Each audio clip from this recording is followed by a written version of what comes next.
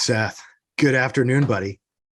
How we doing, buddy? Good to see you on the West Coast. Yeah, you can see the bright sunlight. This isn't fake.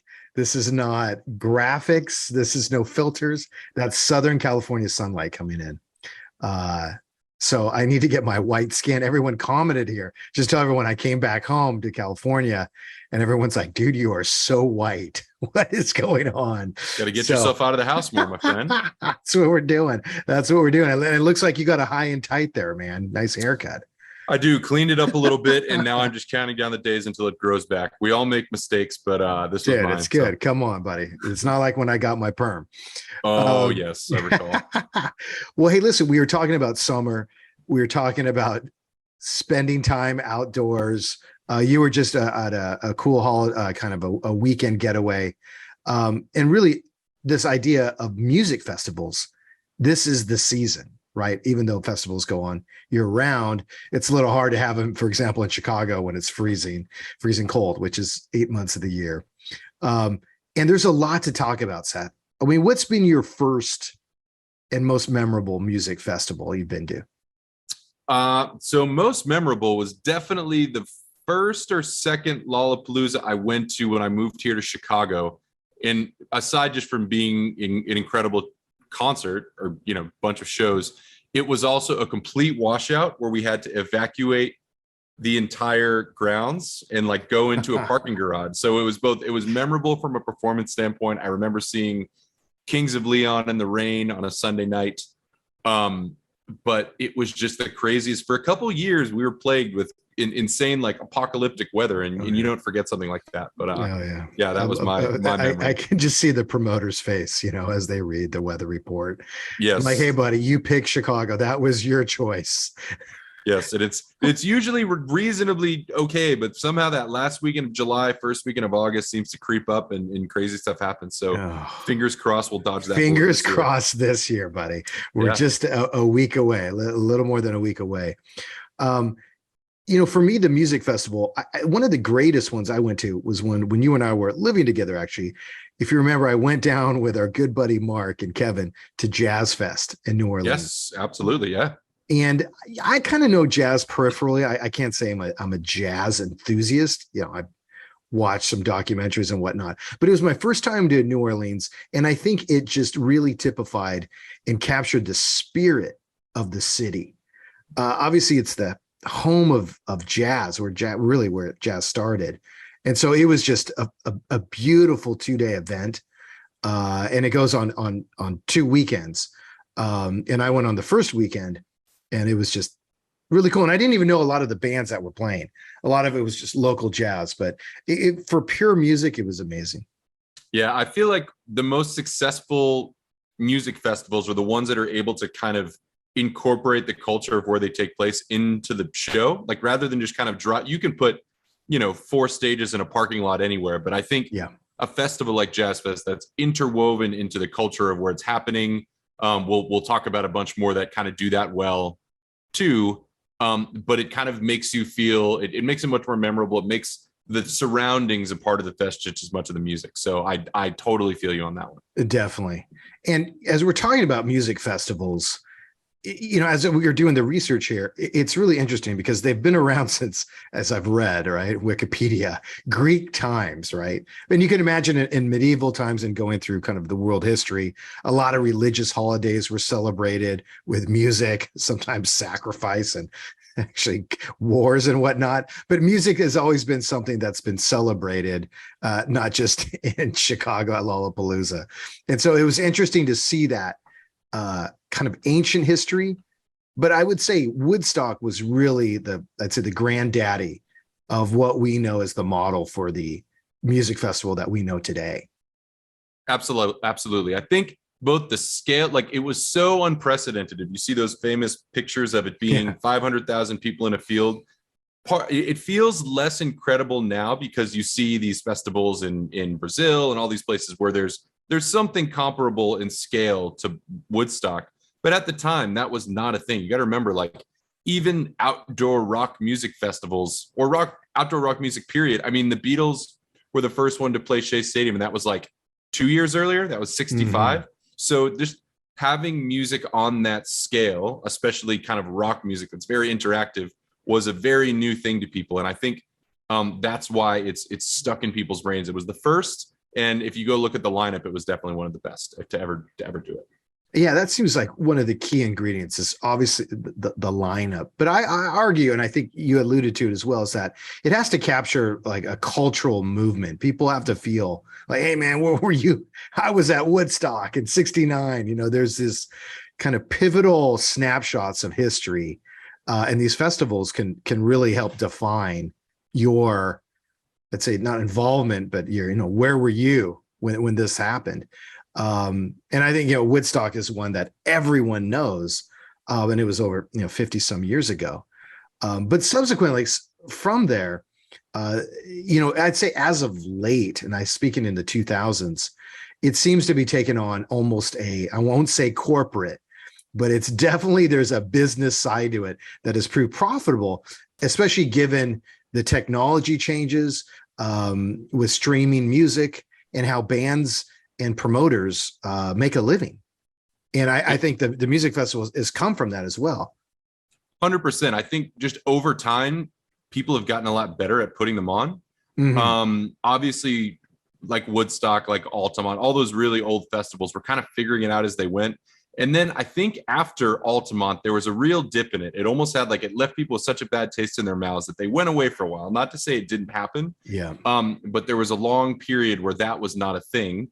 And then I think kind of like you said, early 90s, whether it was the return of Woodstock with Woodstock 94, you know, a handful of traveling festivals like what Lollapalooza was, you've got the Vans Warped Tour, all of a sudden the mechanics of it, the sound quality kind of caught up with people's expectations of what a show should be indoors. And then just the involvement of corporate sponsorship. So even if the music is poor and the fans are there for the reasons, the way these things are funded is, you know, brought to you by Bud Light Lime Stage and things like that. And that's, I think, okay. I think the give and take seems reasonable. That's sort of like what we're used to at this point. But I think what enabled the scale and the kind of the 2.0 version of what we see as a music festival, a lot of that comes from the dollars involved in it and the upside for people who do it well.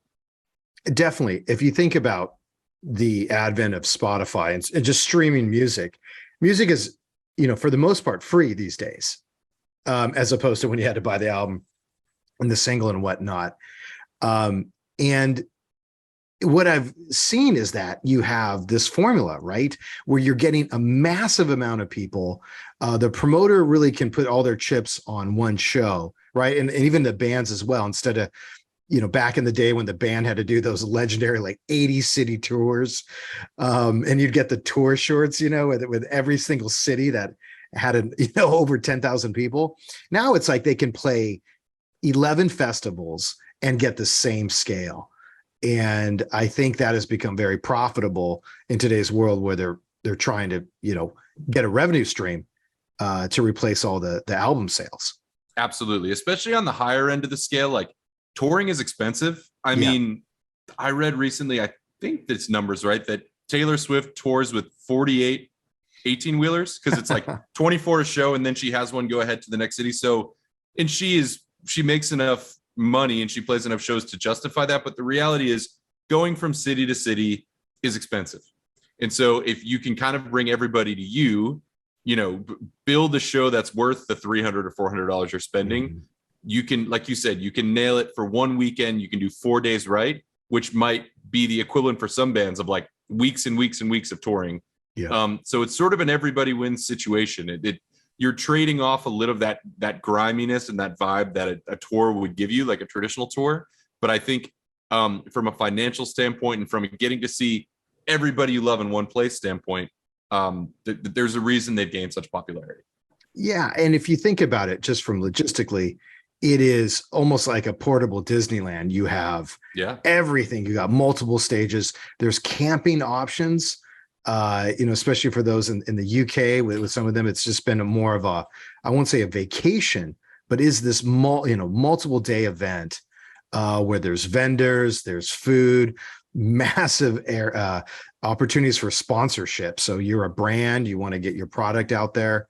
In today's world of Amazon and home delivery, it's like and besides stadiums for sporting events, like what else do you have where you get that many people engaged in a live format? Where they're not actually watching maybe they're watching their phones, but at least they're watching their phones of the event that's going on. Yeah. And you make a good point. You make a good point with your phone too, which I think is transformed in the last 5 years with maybe 10, with Coachella leading it, where suddenly it becomes a very like Instagrammable social thing where it, not social with the 4 buddies you went with. It's like social with everybody, posting pictures, all those things. I just think, like, when you think Coachella, what you're actually picturing in your head is like a person's Instagram picture at sunset from Coachella. Like, social media has really shaped what a festival can look like. And I think the good ones have really leaned into that to make it part of the brand, and having a backdrop of a city or a crazy shaped stage. Like, it's these little things that are all thoughtful with the objective of getting more engagement and having more awareness of the festival, rather than just like, come see your favorite bands. It's so much more than that. The music at some of these is almost secondary at this point. That's exactly right. As I've been saying, through these past episodes, I was heavily involved in the rave movement, and that was an experience. And it's something that you form friendships with, and something that kind of lives on even after the rave ends at 4 a.m. And these festivals seem to have some of that, where you're going, and there is obviously that ego driven, like, hey, check me out. Like, here I'm at Coachella, and you can tell everyone you're at Coachella, but more importantly, show everyone. But there is that sense of there's a energy, or a shared energy, that I think, a lot of people are trying maybe drugs for their first time there. They're having this kind of new experiences. And I think that's powerful. I think you especially see that with events like Burning Man and whatnot, that kind of promote that experimentation, if you will. I think you hit the nail on the head with that, because you can go with your phone and there's opportunities to take pictures, and maybe not everybody's there for the music, but once you're sort of in that massive humanity in a field with 50,000, 100,000 other people, there's really no replicating that energy. And not to go like COVID on us, but for 2 years, like, not having that, I think people are now more hungry than ever for that communal experience. And there's just not, like you said, maybe a big sports game, but otherwise it's very difficult to recreate everybody kind of jumping to the same beat or whatever that may be. It's just, you don't, it's impossible to recreate that, except when you bring that sort of massive humanity together. It's fascinating, Seth, because if you think about it's almost like an inverse relationship. The more we become isolated with social media and whatnot, and just the convenience of ordering things online, to me, it sounds like, and maybe I sound like an old dude here, but the importance of these festivals has grown. It just seems like, especially the younger generation, they really look forward to this. These are defining moments, like to get a ticket to go to Lollapalooza for 4 days just to blow it out it's a big deal. Totally. And there's also, no, you're dead on, but it's funny you mentioned that the old guy thing, because there's also definitely, depending on the festival, sort of a generational divide, where like it was getting talked about at work recently. And there was like a clear division, let's call it age 30, maybe even younger, where anybody younger was like, yep, I'm going all 4 days. I'm not missing anything. I've got plans with my friends, or people flying in. And then everybody older is like, you couldn't pay me to go. So it's amazing how, but there's probably the equivalent of, maybe not quite as big as a Lolla, but like there's, at this point, festivals have popped up for those people who kind of fit, whether it's for sure, whether you're a country music fan, whether you're a metal fan, like the formula has been laid out to where you can modify it based on demand, right? You can meet demand with supply by just understanding your audience. And I think that's why we're seeing these more specialized festivals, while the sort of original tentpoles still are going strong. Yeah, exactly. And you see, I think this movement towards this, not tribalism, but people want to actually experience things as a cohesive group. I think one of the ones that, it's not even a festival, but like Comic-Con, which is, here in San Diego, I think this weekend, it's nothing to do with music, but I'm just making a parallel that there's so many people that will fly in just to be a part of this, where a lot of the material you can just see online. right? If you think about Netflix and all the things you can stream at the convenience of your home, here's something that's really inconvenient. You got to get on a plane. You got to spend a lot of money. You got to sit out there where you may not have all the amenities, right, of your daily life. And that's what I find interesting about kind of like how they've gone, and like, wow, people really are dedicated. As you said, 4 days. Like that's dedication. I don't It's a know if you lot. see that in anything else. Like maybe 4 days for work is hard for them. 100%. And I mean, depending on where you're going, if you're going to, like some of these festivals that are like total, you're camping out for 4 days. Or like, I know that big chunks of Glastonbury are like that, where you're not going home to a hotel afterwards. You're sort of living it. You're in it. Yeah. And that's one thing that, like you said, digital access can't touch. Like you can stream most of these festivals for free on their website, and that is not affecting demand of tickets at all. People aren't staying home because they can watch it. People are watching it because they were bummed they couldn't go. That's the difference. That's exactly right. And I think a little bit is that, FOMO, a little bit of that. I got to be there so I can take a pic so that I could share it. Yeah.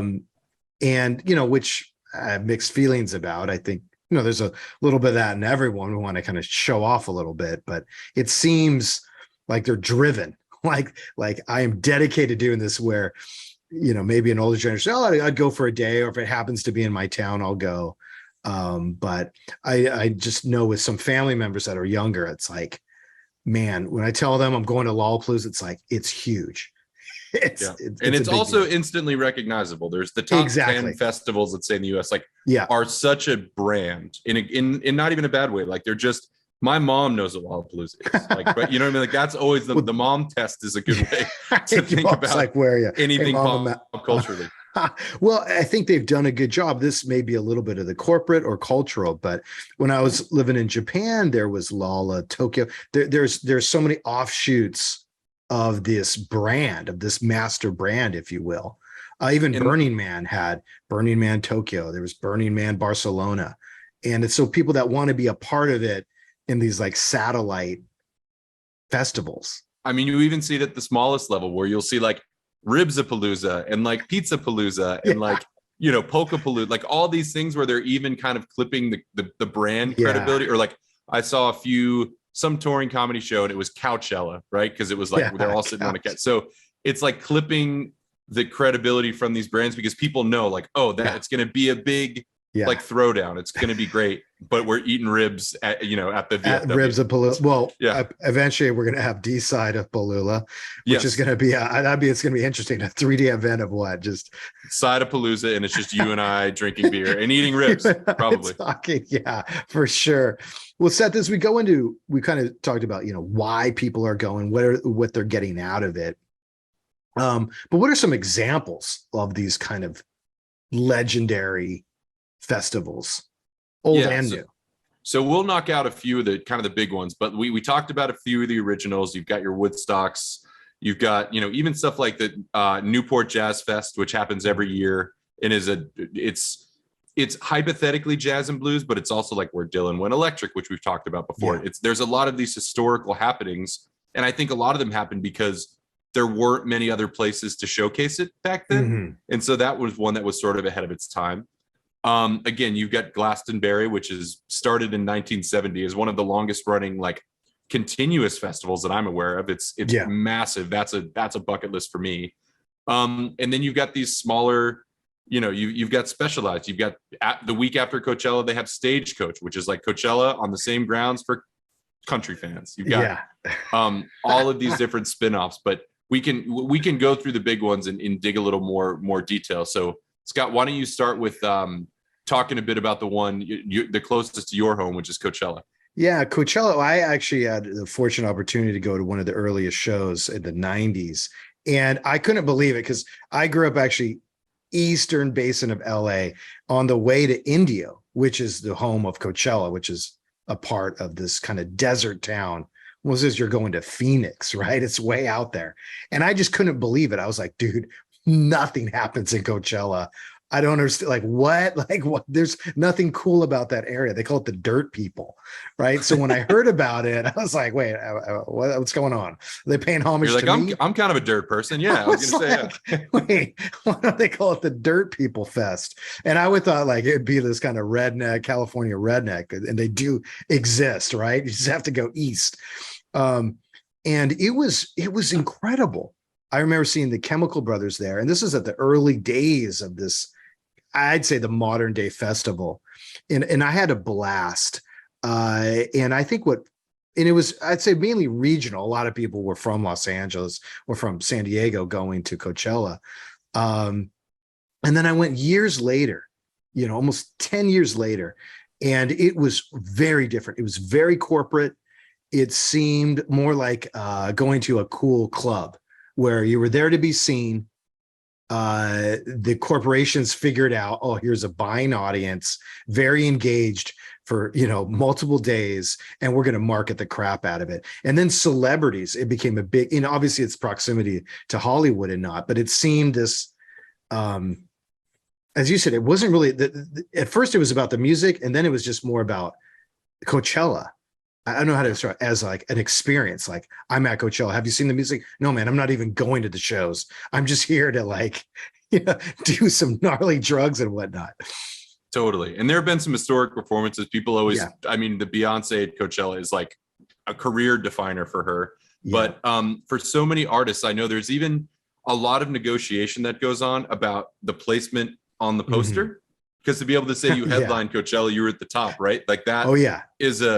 That is something that record labels and artists like and the promoters like negotiate over. So it's just as big for the credibility of the artists as it is for the fans. Like that's a place there's a few festivals where it's like you make your mark as an artist, and Coachella is probably the leader for that one. Definitely. I mean, this is it. And that's what I'm saying. It really, to me, it seems to be replacing that grind, right? Where the bands, at least in those back in the days, it's like you earned your name after 10 years of touring in these random cities across the US. And here it's like you make Coachella, there it is. You've just, it's like getting some viral video on TikTok. You're there. Everyone knows you in an instant.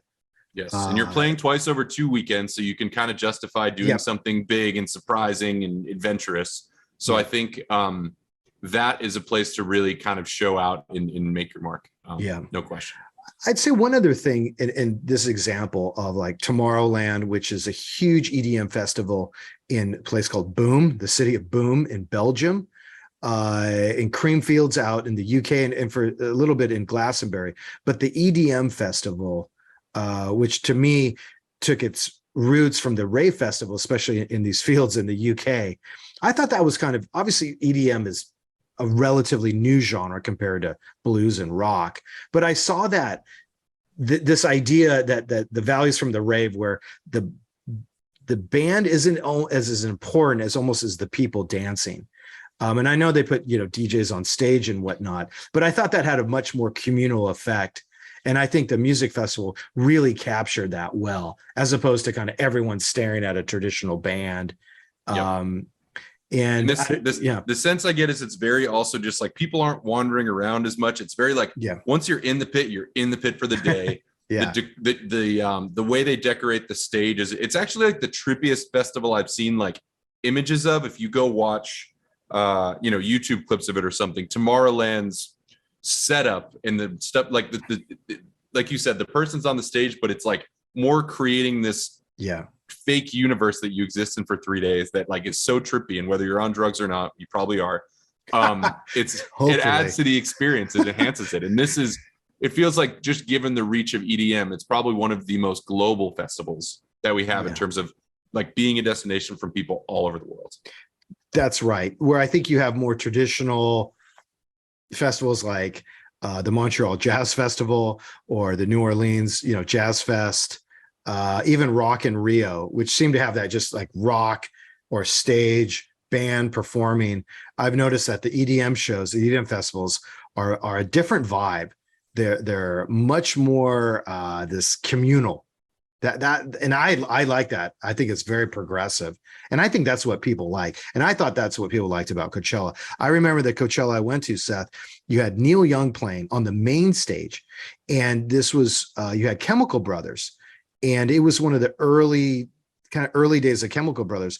And you saw people kind of word of mouth, almost like, hey, this tent where they were playing at was just, it was like the new. You almost had the old and the new guard and the old guard.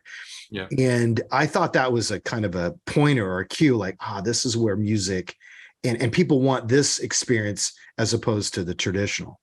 And I can't tell you how many times going to festivals that I've heard like people walking from point A to point B, hear something, follow it. And like, you can hear them talking to the crowd, like who are these guys? They're awesome. Yeah. So it's also an opportunity, I think, especially for newer, not as popular bands, like who are playing, let's call it noon or 2:30. Like, it's a great opportunity to accidentally discover fans, because if you're playing in a rock club, if someone didn't pay for a ticket, they're not going to see you. But a festival like this, like a few of my favorite bands that I found over the years, like I found them accidentally because I was headed to see another band I didn't even make it to.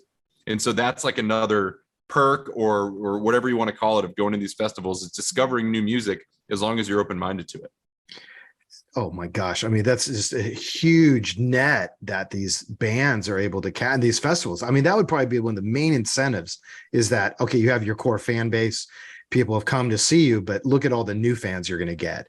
And it all really depends on the strength of your performance, which I kind of like. It's kind of not a battle of the bands. It's a meritocracy kind of. Yeah, right? It's like, hey man, Chemical Brothers either had better drugs than Neil Young, or just the show was better. It was just a much more exciting show, just to me personally. And I'm a Neil Young fan.